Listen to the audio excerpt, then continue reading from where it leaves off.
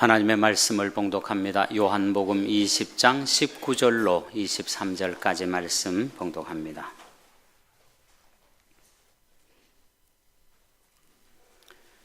요한복음 20장 19절로 23절, 이는 계시의 말씀입니다. 이날 곧 안식 후 첫날 저녁 때 제자들이 유대인들을 두려워하여 모인 곳의 문들을 닫았더니 예수께서 오사 가운데 서서 이르시되 너희에게 평강이 있을지어다. 이 말씀을 하시고 손과 옆구리를 보이시니 제자들이 주를 보고 기뻐하더라. 예수께서 또 이르시되 너희에게 평강이 있을지어다. 아버지께서 나를 보내신 것 같이 나도 너희를 보내노라. 이 말씀을 하시고 그들을 향하사 숨을 내쉬며 이르시되 성령을 받으라. 너희가 누구의 죄든지 사하면 사하여질 것이요 누구의 죄든지 그대로 두면 그대로 있으리라 하시니라. 아멘. 우리 찬양대가 음악도 하지만 표정 연습도 하는 모양이에요. 많이 좀 밝아지고 행복해 보입니다. 여러분, 지난주일 부활주일 이후에 우리 주님께서 부활하신 기쁜 소식 때문에 또 기뻐하고 즐거워하고 행복한 한 주간 보내셨습니까? 바쁘게 지나가다 보니까 바깥에 꽃이 많이 피었는지 잘 모르셨죠. 그동안 개나리도 지고 목련도 지고 이제는 벚꽃이 만발해서 여의도에는 무슨 축제가 벌어진다고 합니다. 그런데 거기 가지 않아도 우리 예수님 모시고 사는 여러분이 꽃인 줄로 믿습니다. 이 기간 동안 여러분 얼굴에는 웃음꽃이 피고 마음에는 주님이 주시는 기쁨과 평강이 넘쳐나는 여러분의 삶이 되기를 축복합니다. 흔히 이제 그리스도인들이 부활절 그러면 부활절 하루만 지키고 그 다음에는 부활절 찬송도 안 부르고 부활이라고 하는 것도 생각도 못하고 하루 이틀 또 1년 지나고 또 다음 해 또 부활절 맞이하고 그렇게만 생각합니다. 그래서 부활주일 지난 다음에 또다시 옛날로 돌아가서 늘 또 걱정하고 근심하고 슬퍼하고 그런 것들이 또 반복되는 것을 볼 수가 있지요. 부산 동아대 의과대학 교수인 분이 김덕규라는 분이 계시는데요. 그 교수가 어떤 신문에 이런 글을 기고했습니다. 그 서론에 보면 이런 내용이에요. 부활절이 끝났다. 그리스도의 부활이 주는 이 기쁨과 감격이 내년 이맘때까지 아니 평생 지속된다면 얼마나 좋을까? 그렇게 되면 우리들의 신앙생활은 또 얼마나 활기차고 풍성할 것인가? 그러나 현실은 그렇지 못한 것 같아. 우리 중 대부분이 경험하듯 이 감격은 며칠이 못 되어 가슴에서 사라질 것이다. 이 기쁨 또한 내년 봄을 기약하고 긴 동면에 들어갈 것이다. 이렇게 끝나고 마는 것일까? 우리가 부활신앙을 믿고 또 자랑하고 있는데 이래도 되는 것일까? 우리에게 부활신앙은 무엇이며 또 어떻게 사는 것이 참된 부활신앙을 소유한 사람의 삶일까? 조금 공감이 되잖아요. 우리가 평소에 그냥 생각해왔던 것들이 이렇게 표현이 되고 있습니다. 아마도 대다수의 그리스도인의 고민이라 할 수가 있겠습니다.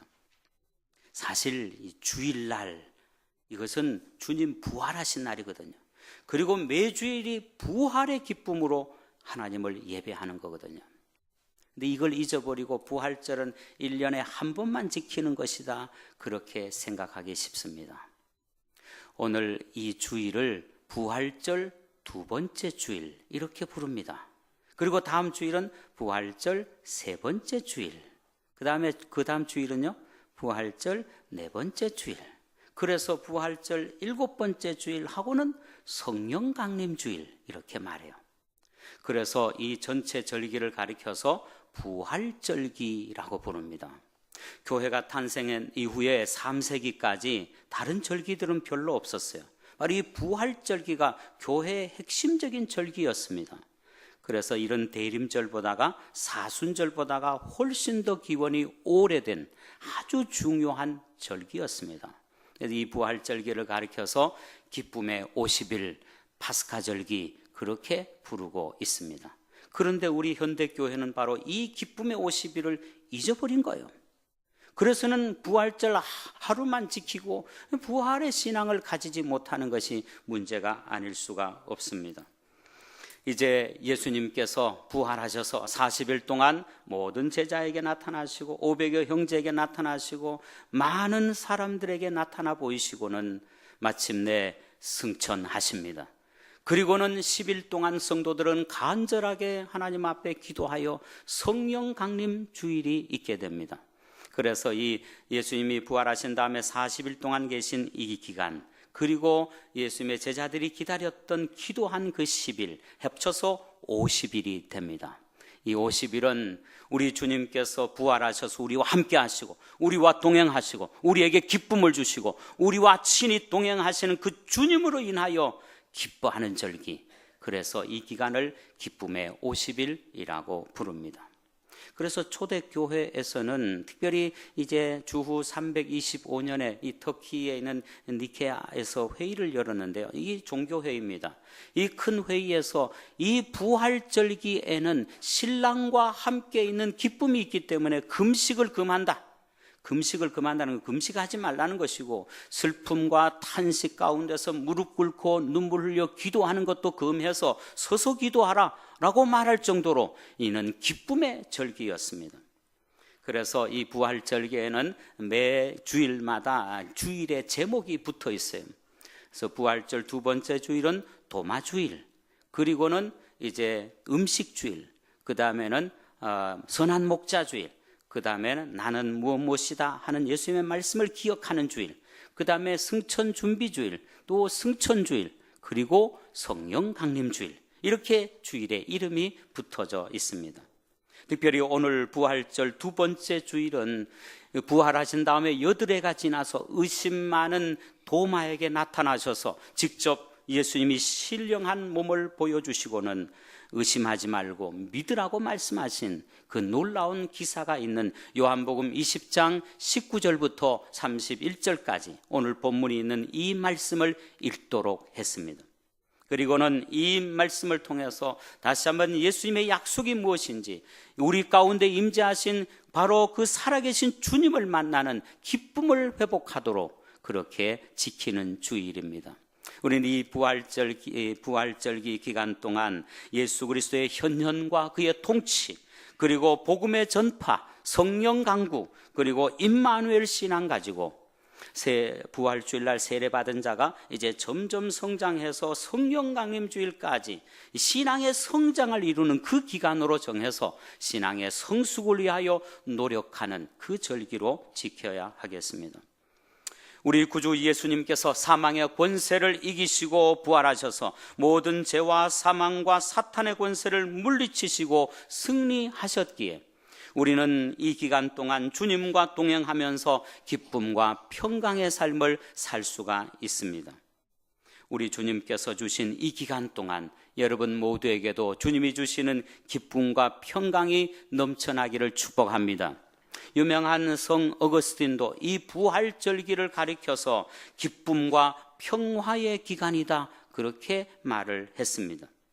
부활주일 하루만 부활 찬송 부르고 그 다음 날부터 또다시 근심하고 불안해하고 염려하는 것은 진정한 부활 신앙을 가진 자가 아닙니다. 부활절기는 또 하나님께서 우리에게 주신 그 은혜 가운데서 주님 만나고 주님으로 인하여 기뻐하고 우리 마음에 진정한 평안이 임하는 놀라운 기간인 줄로 믿습니다. 특별히 오늘 우리들은 이 두 번째 부활주일을 지키면서 우리에게 약속하신 주님의 선물이 무엇인지 하는 것을 기억하고 그 주님의 선물을 받고 기뻐하는 우리 모두가 되기를 원합니다. 여러분, 선물은 공짜로 주어지는 거예요. 우리가 어떤 형편에 있든지 주님은 우리에게 선물을 주시는 거예요. 여러분, 오늘 교회에 잘 오셨습니다. 예배 잘 드립니다. 주님이 주시는 선물을 지금 받고 있기 때문이죠. 여러분 모두 이 두 가지 선물을 받고 또 성전을 나가서 세상 속에서 승리하시는 여러분 모두가 되시기를 원합니다. 첫 번째 선물은요, 평강입니다. 한번 따라하겠습니다. 평강의 선물. 오늘 부활하신 주님께서 제자들을 만나서 주신 약속의 말씀, 그것은 평강이었습니다. 평강. 오늘 이 본문은 이렇게 시작하고 있어요.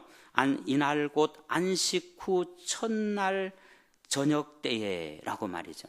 그날 곧 안식 후 첫날 저녁 때에. 왜 이 요한복음을 비롯해서 다른 복음서에도 예수님이 부활하신 날을 안식 후 첫날이라고 말했을까요? 그 토요일은 안식일이었어요. 그리고 첫날, 그것은 일주일의 시작, 새로운 날, 그 날을 첫날이라고 불렀어요.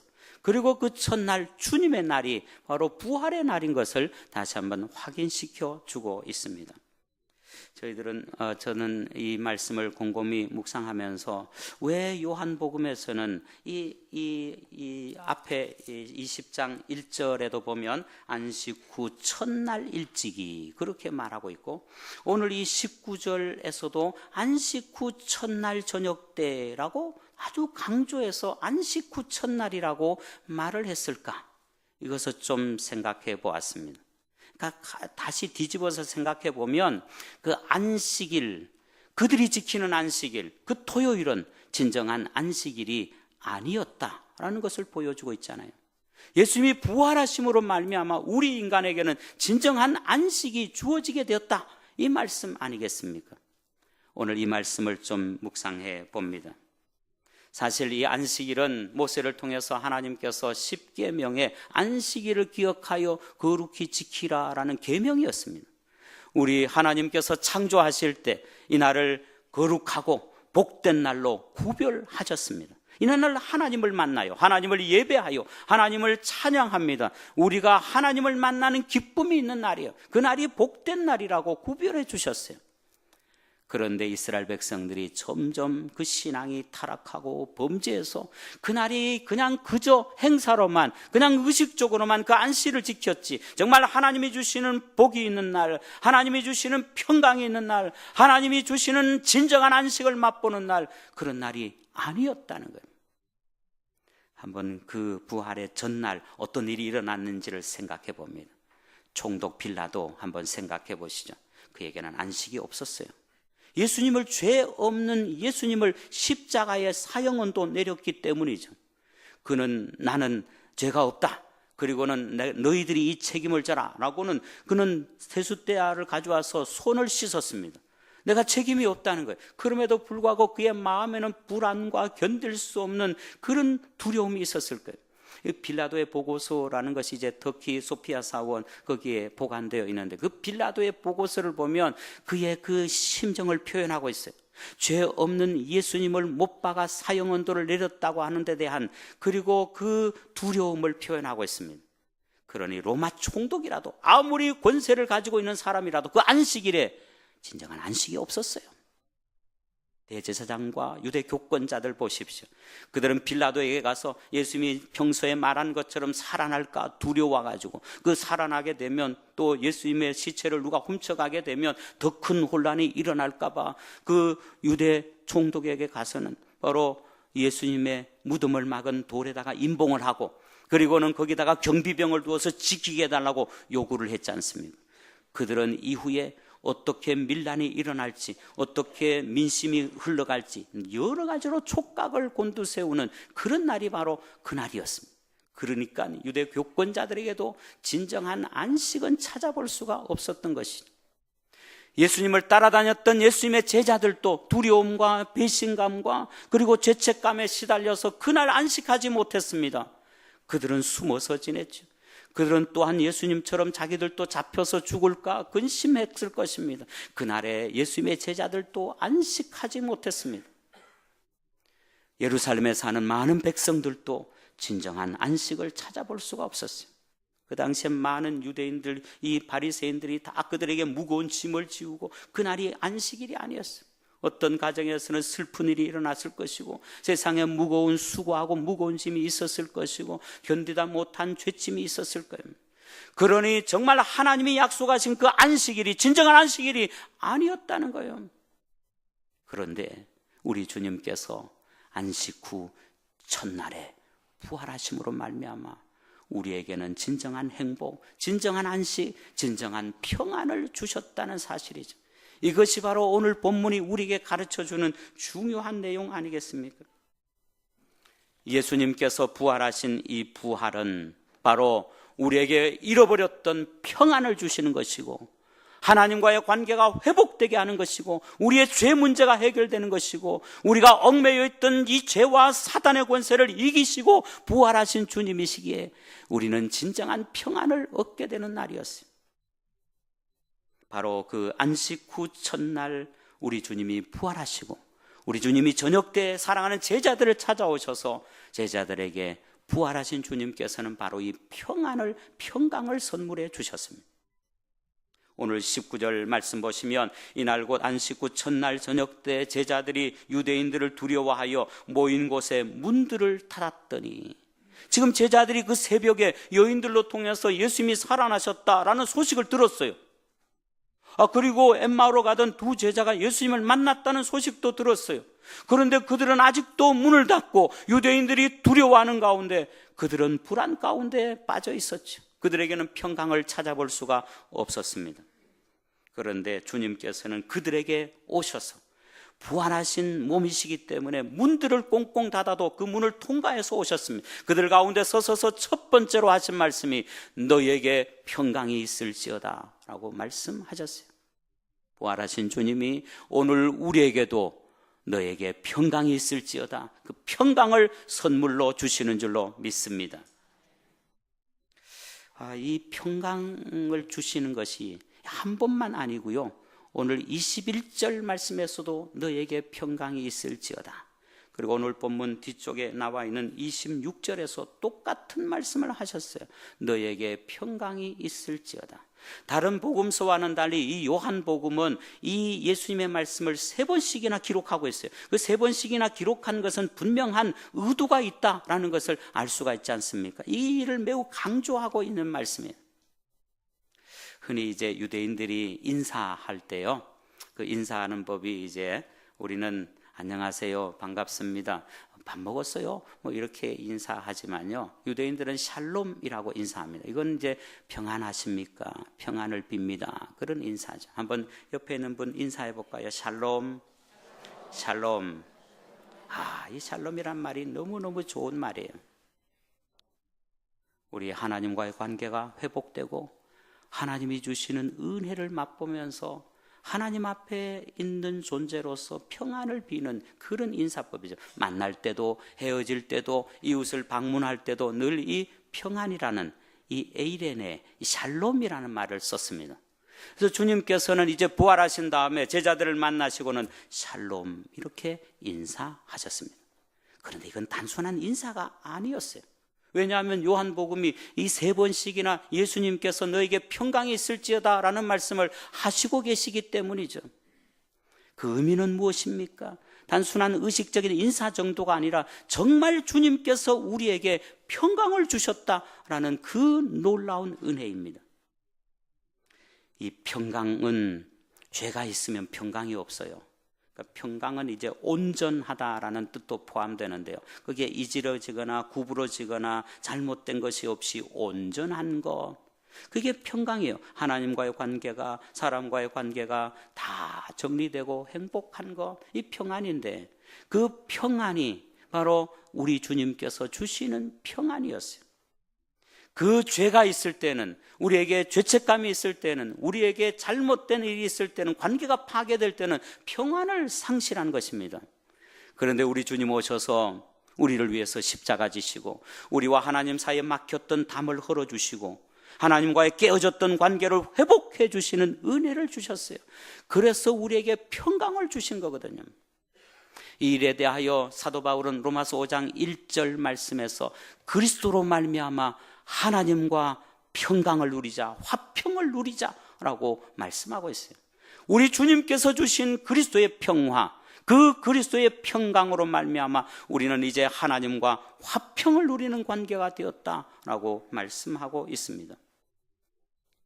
우리 주님께서 죄인을 위하여 십자가를 지시고 부활하셨기에 우리는 그 주님의 보혈의 은총으로 죄사함을 받아 하나님의 자녀가 되었고, 원수되었던 우리가 하나님과의 화평의 관계, 평강의 관계가 이루어졌다는 것이죠. 그래서 부활하신 주님은 제자들을 만나실 때마다 너에게 평강이 있을지어다 라고 선언하셨습니다. 부활하신 주님이 우리에게 주시는 가장 큰 선물, 그것은 바로 평강의 선물이었어요. 참 안식을 누리지 못했습니다. 우리 그 당시에 유대인들이 지키는 그 안식일에는 진정한 평강이 없었습니다.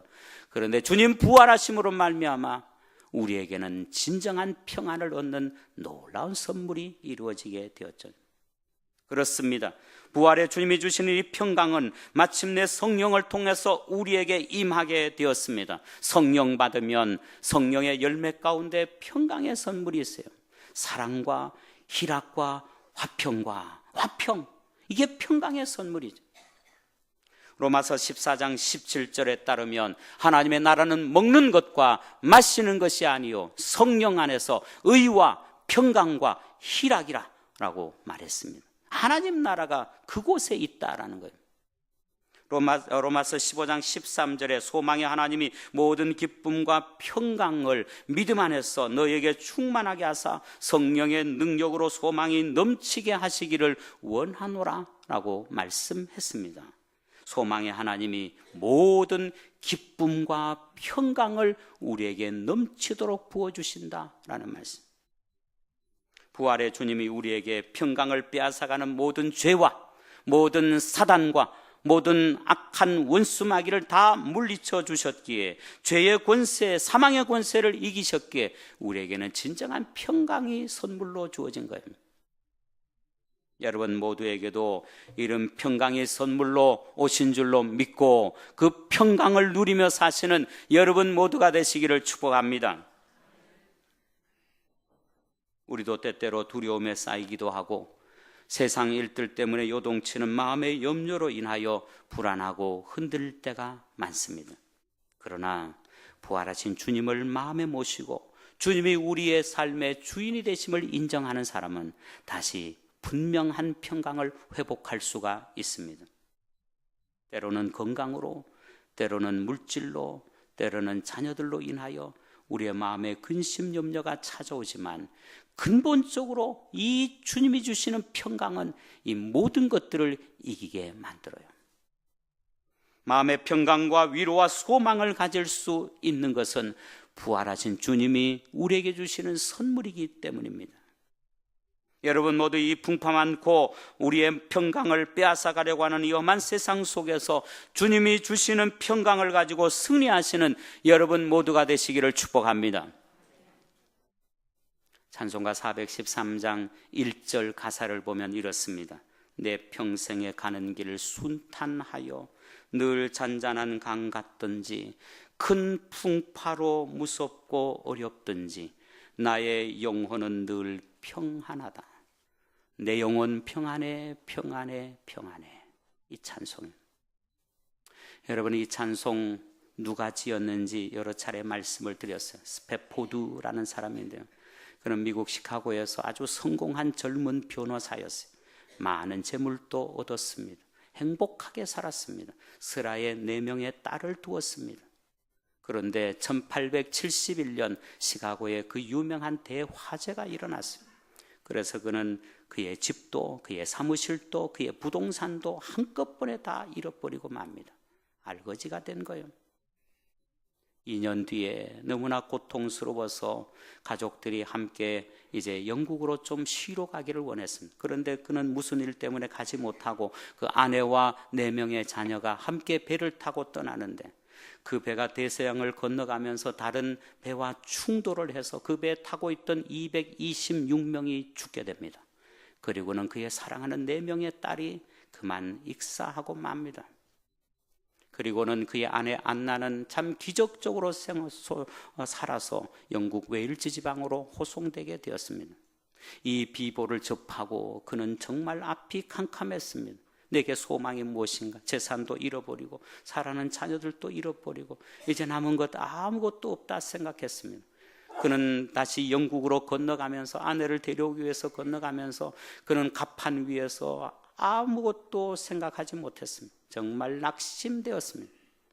이곳이 바로 그 배가 사고를 당한 지점입니다 라고 그 지점에 왔을 때 그는 정말 하나님 앞에 울부짖으며 기도하기 시작했습니다. 밤새도록 원망하기도 하고 하나님 앞에 울부짖어 기도하기도 했습니다. 그런데 새벽 3시가 되자 그에게는 전에 찾아볼 수 없던 놀라운 평안이 임하기 시작했어요. 그 어려운 사고 가운데도, 그 절망 가운데도 그는 주님이 주시는 평안을 얻었어요. 하늘의 평안이죠. 부활의 소망이 아니면 이 평안을 얻을 수가 없었던 거예요. 그래서 그는 그 유명한 이 시를 짓게 되었어요. 내 영혼 평안하다는 거예요. 우리가 순탄하든지 큰 폭풍이 일어나든지 우리 주님께서 주시는 이 평안으로 인하여 내 영혼 평안하다, 그렇게 고백하게 됩니다. 그러나 나중에 부인을 만나서 우리 아이들 잃어버린 것 아니에요, 잠시 또 만날 수 있어요, 잠시 떠나간 것뿐이에요, 그런 부활의 말을 하게 되었어요. 여러분, 이 신앙, 이 주님이 주시는 평안의 신앙, 이것이 바로 부활의 주님이 주시는 선물 아니고 무엇이겠습니까? 2절을 한번 불러볼까요? 저 마귀는 우리를 삼키려고 입 벌리고 달려와도 주 예수는 우리의 대장이니 끝내 싸워서 이기리라.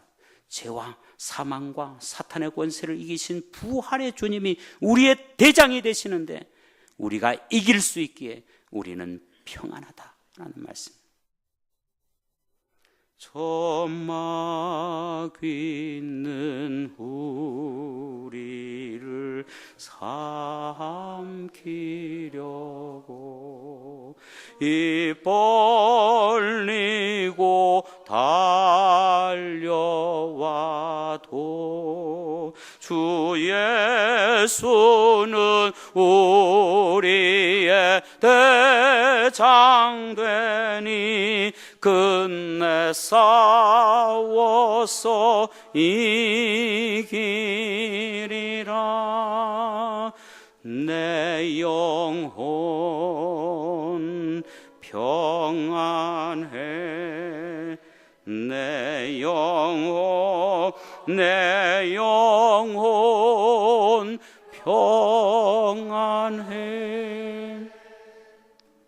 여러분, 우리 모두도 세상을 이기시고 사망 권세 이기시고 마귀를 멸하신 주님 부활하셨기에 그 부활의 주님이 우리에게 평강이 있을지어다 말씀하셨기에 주님이 주시는 평강으로 승리할 수 있기를 축복합니다.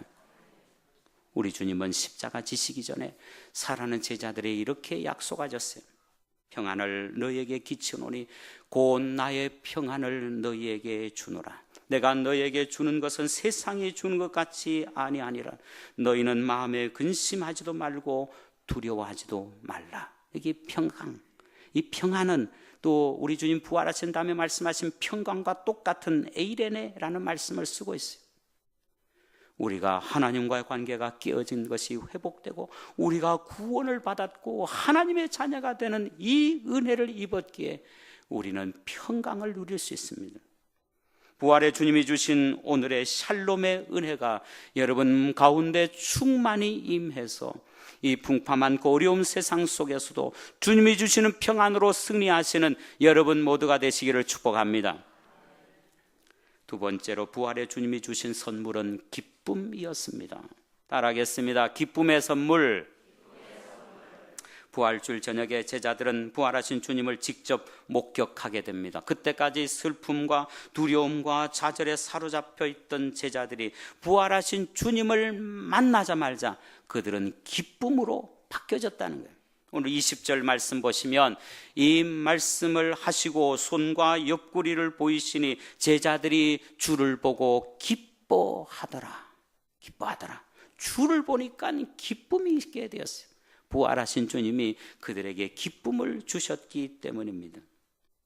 이미 그 전에 부활하신 주님을 만났던 여인들, 그들은 두려움도 있었지만 큰 기쁨으로 이 부활의 소식을 가지고 제자들에게 달려갔다라고 마태복음에 말씀하고 있어요.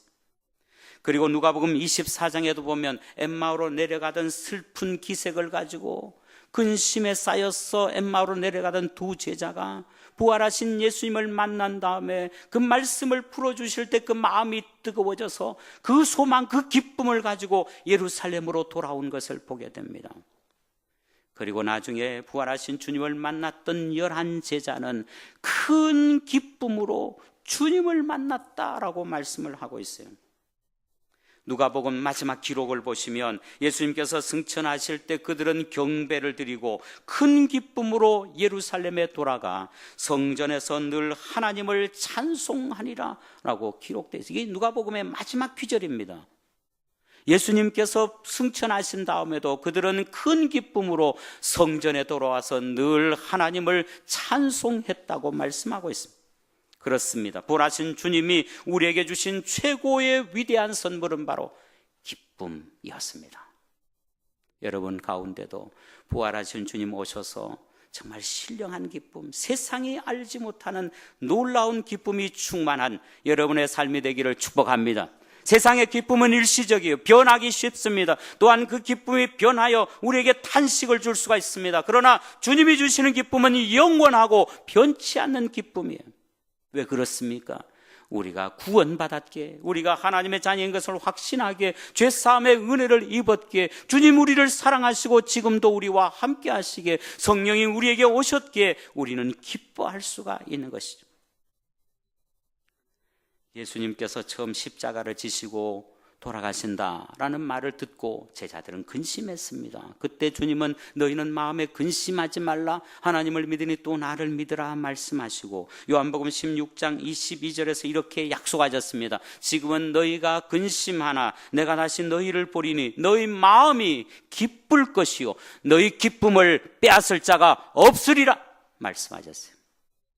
주님 부활하셔서 다시 제자들을 볼 때는 너희 기쁨이 충만하리라, 이 기쁨 누가 빼앗아가리라 말씀하고 있습니다. 사랑하는 성도 여러분, 부활하신 주님이 주신 이 귀한 선물인 기쁨을 누리며 살아가는 여러분 진정한 그리스도인들이 되기를 축복합니다. 이 기쁨은 주 안에서 얻게 되는 기쁨이, 오늘 말씀을 보면 예수님의 제자들이 주님을 보니 기뻐했다라고 말씀하지 않습니까? 다른 곳에 기쁨 없어요. 세상에 기쁨 없어요. 오직 주 안에 있을 때 진정한 기쁨이 있습니다. 왜냐하면 우리 주님은 우리의 모든 슬픔, 탄식, 고통, 죄짐을 다 지시고 주님이 담당하셨기 때문에 우리에게는 기쁨을 주신 거예요. 주님께서 사랑하는 제자들을 위하여 기도하신 내용이 요한복음 17장에 기록되어 있죠. 이걸 대제사장의 기도라 그러는데요, 제자들이 하나가 될 것을 위해서 기도하셨어요. 그리고 또 다른 기도의 제목은 이것입니다. 지금 내가 아버지께로 가오니 내가 세상에서 이 말을 하옵는 것은 그들로 내 기쁨을 그들 안에 충만하게 가지게 하려 함이니이다. 말씀이 무슨 말입니까? 주님의 기쁨이 있었는데 제자들도 동일하게 주님의 기쁨을 그들도 가지기를 위하여 기도하셨어요. 주님은 또한 이렇게 약속하셨습니다. 지금까지는 너희가 내 이름으로 아무것도 구하지 아니하였으나 구하라 그러면 받으리니 너희 기쁨이 충만하리라. 약속이에요. 주님의 약속 아닙니까? 우리가 기도하면 기쁨이 충만하겠다고 말씀하셨어요. 여러분, 이 기쁨이라고 하는 것은요, 은혜라는 말하고 같습니다. 은혜를 받으면, 공짜로 선물을 받으면 기쁨이 있는 것이에요. 그래서 이 성경에 기쁨이란 말이 얼마나 많이 나옵니까? 주님께서 우리 위해 피 흘려 죽으시고 부활하셔서 우리를 죄와 사망에서 건져주셨기에 우리는 말할 수 없는 하나님의 은혜를 입었습니다. 그 은혜를 입은 자는 반드시 기쁨이 있게 되었어요. 예수님 영접하고 새 사람이 된 가장 뚜렷한 확실한 증거, 그건 두 가지예요. 하나는 마음의 평강, 또 하나는 기쁨입니다. 370장 찬송 보면 주 안에 있는 나에게 딴 근심 있으랴 십자가 밑에 나간 내 짐을 풀었으니 이제 우리는 기쁨인 거예요. 주님을 찬송하면서 할렐루야 할렐루야, 내 앞길 멀고 험해도 주님만 따라가는 기쁨이 있어요. 95장 찬송, 나의 기쁨 나의 소망 되시며 내 생명이 되신 주 밤낮 불러도 찬송을 드려도 늘 아쉬움밖에 없는 기쁨. 나의 기쁨, 나의 소망 주님 때문이에요. 사랑하는 성도 여러분, 부활하신 주님은 오늘 우리에게도 성령을 받으라 말씀하십니다. 성령이 우리에게 오시면 슬픔, 탄식이 떠나가고 성령의 열매인 사랑과 희락과 화평, 그 희락, 세상이 줄 수 없는 진정한 기쁨이 우리에게 임한다는 거예요. 그래서 밤에 자다가도 일어나서 기뻐할 수 있는 것이 우리 성도들이에요. 그 기쁨은 성령을 받은 다음에 용서할 때 또한 기쁨이 충만하다는 것. 오늘 23절 말씀 보면 너희가 누구의 죄든지 사하면 사해질 것이요 누구의 죄든지 그대로 두면 그대로 있으리라. 여러분, 마음에 원한이 있고 분노가 있고 그 다음에는 용서하지 못하는 그 마음이 있을 때는 평강이 없어요. 기쁨이 없어요. 그런데 사람이 용서하고 용서받을 때 정말 기뻐합니다. 그 신령한 기쁨이에요. 그래서 오늘 그렇게 말씀하신 거예요. 여러분 모두 주 안에 거하면서 성령 충만받아 서로 용서하는 가운데 부활의 주님이 주시는 기쁨의 삶을 살아가는 여러분 모두가 되시기를 축복합니다. 이제 우리는 성령 강림주일까지 기쁨의 50일을 보냅니다. 그 기간 동안 부활의 주님이 주시는 두 가지 선물 기억하십시오. 하나는 평강이고 또 하나는 기쁨입니다. 이 삶이 우리의 삶에 이루어져서 많은 사람들에게 주의 부활을 증언하고 우리의 삶 가운데 풍성한 하나님의 은혜를 경험하는 여러분 모두가 되시기를 간절히 바랍니다. 기도하겠습니다. 거룩하신 하나님 참 감사합니다. 부활의 기쁨을 허락하시고 지난 한 주 동안 살게 하시니 감사합니다. 오늘 부활절 두 번째 주일에 부활하신 주님이 제자들에게 주신 두 가지 선물을 기억했습니다. 오늘 우리에게도 주시는 선물인 줄로 믿습니다. 평강과 기쁨, 기쁨과 평강 우리에게 넘치게 하여 주시고 우리의 삶이 새로워지게 하여 주시고 부활의 주님을 인하여 평강하고 기뻐하는 삶이 계속되게 하여 주시옵소서. 우리 구주 예수 그리스도의 이름으로 기도 올리옵나이다. 아멘.